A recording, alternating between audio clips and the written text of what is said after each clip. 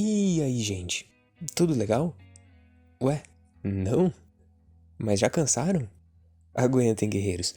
Vamos para o segundo vídeo dessa semana. Dessa vez, vamos dar continuidade na outra aula e vamos falar sobre os principais pensadores e filósofos do Iluminismo, estrelando John Locke.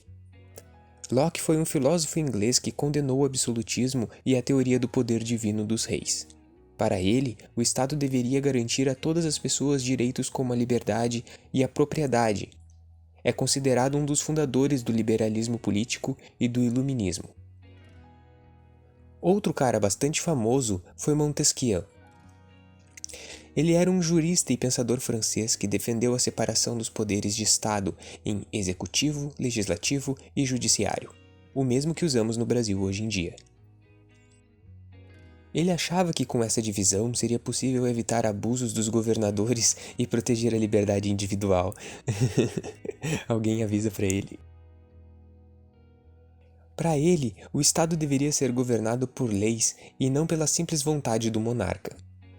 Mas, gente, brincadeiras à parte, o modelo criado por Montesquieu é bastante efetivo.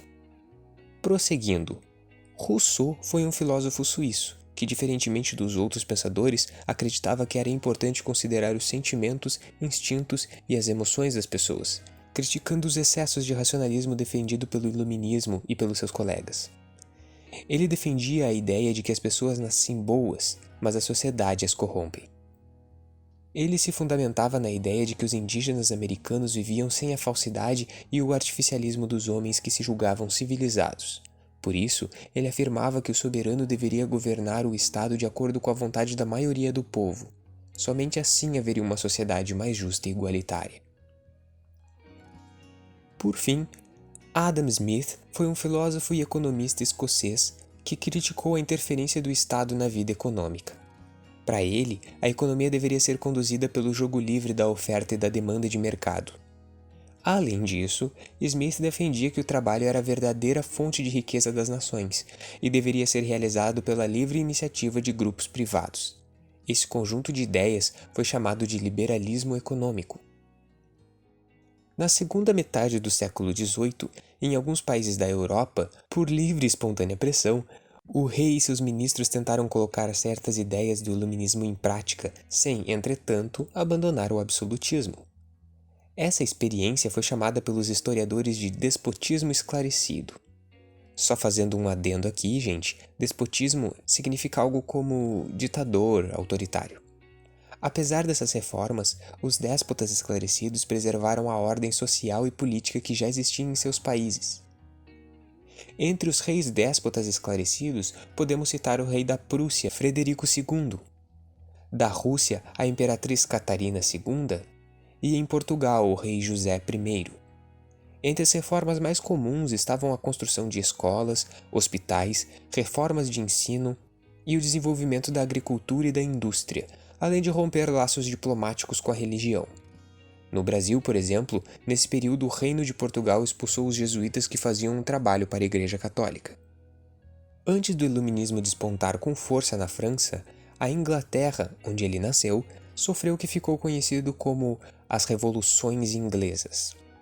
Nos governos posteriores ao reinado da Rainha Elizabeth I, a primeira, tá, gente?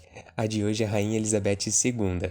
Após o reinado da Rainha Elizabeth I, que configurou o auge do absolutismo na Inglaterra, grupos de comerciantes, donos de manufaturas e parte dos proprietários rurais procuraram se unir em torno do parlamento para lutar contra o absolutismo monárquico inglês. Só para deixar claro, não foi no reinado da rainha, foi depois. O estopim mesmo foi no reinado do Carlos I. Teve muita treta nessa história entre o rei e o parlamento, e a última fase da revolução foi chamada de Revolução Gloriosa, quando o rei Guilherme III assumiu o trono, mas teve que assinar um documento que limitava os seus poderes. Assim, as leis ficavam acima da vontade do rei, o que significou o fim do absolutismo na Inglaterra. Após a Revolução Gloriosa, instalou-se uma monarquia parlamentar no Reino Unido, que vigora até os dias de hoje. A Revolução Inglesa foi acompanhada de transformações econômicas, Com o fim do sistema feudal e o surgimento de novos negócios ligados ao crescimento das manufaturas, indústria naval e a empresas agropastoris, estavam lançadas as bases do desenvolvimento industrial inglês. Certo? Isso é tudo, pessoal. Alguém pegou a referência? Não?